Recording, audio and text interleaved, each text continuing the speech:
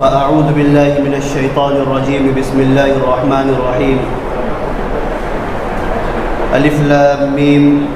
ذلك الكتاب لا ريب فيه هدى للمتقين الذين يؤمنون بالغيب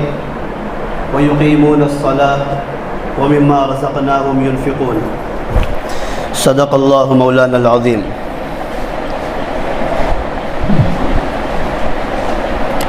मोहतरम बुज़ुर्गों और दोस्तों और शहर की मुअज़्ज़ज़ शख्सियात और मेरी माँ और बहनों, आज का हमारा ये प्रोग्राम, आप मेरे पीछे ये बैनर देख रहे हैं जिसके अंदर साफ लफ्ज़ों में एक बड़ी हेडिंग लिखी हुई है, हमारी कौम हमारी ज़िम्मेदारियाँ। इस वक्त हमारा माशरा जिन बुराइयों से और जिन ख़राबियों से दो चार है, हम और आप उससे बहुत अच्छी तरह से वाकिफ़ हैं। इस मौजू पर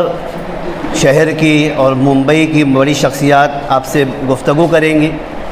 हमारे शहर के एक आलिम दीन, बड़े आलिम दीन,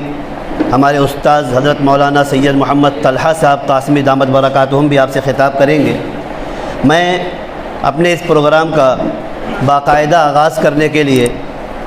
हमारे अज़ीज़ साथी क़ारी मुसद्दिक़ मोमिन साहब से दरख्वास्त करूँगा कि वो आएँ और तिलावत कलामुल्लाह से हमारी इस मजलिस का बाकायदा आगाज़ फरमाएँ।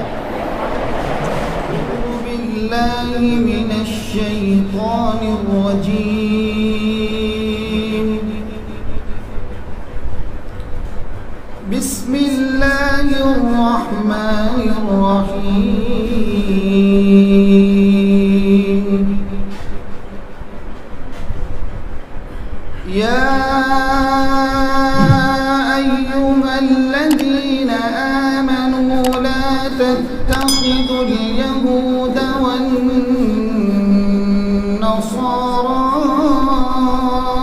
औलिया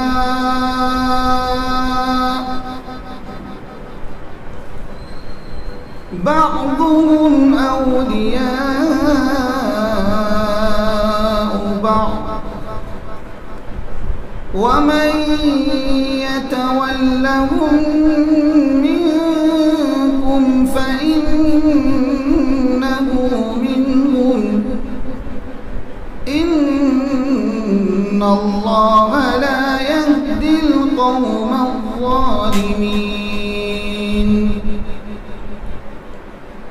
فترى الذين في قلوبهم مرض يسارعون فيهم يقولون نخشى أن تصيبنا دائرة فعسى الله أن يأتي بالفتح أو أمر من عنده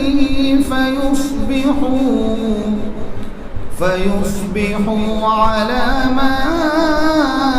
أسروا في أنفسهم نادمين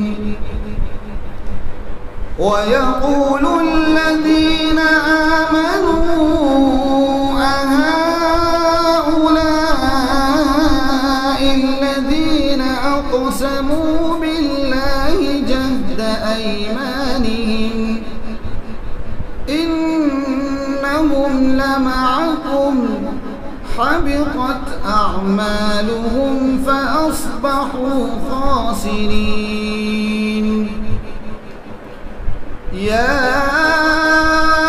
أيها الذين آمنوا من يرتد منكم عن دينه فسوف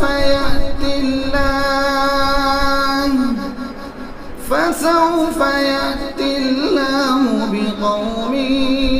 يحبهم ويحبونه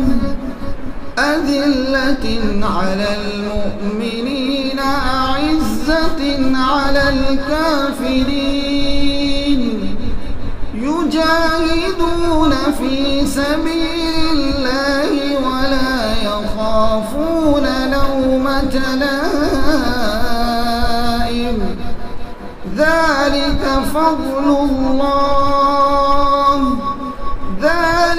فضل الله يؤتيه من يشاء والله واسع عليم إنما وليكم الله ورسوله والذين آمنوا الذين يقيمون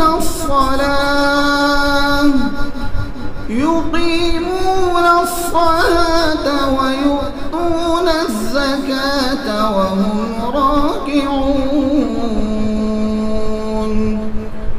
ومن يتول الله ورسوله والذين آمنوا فإن حزب الله هم الغالبون صدق الله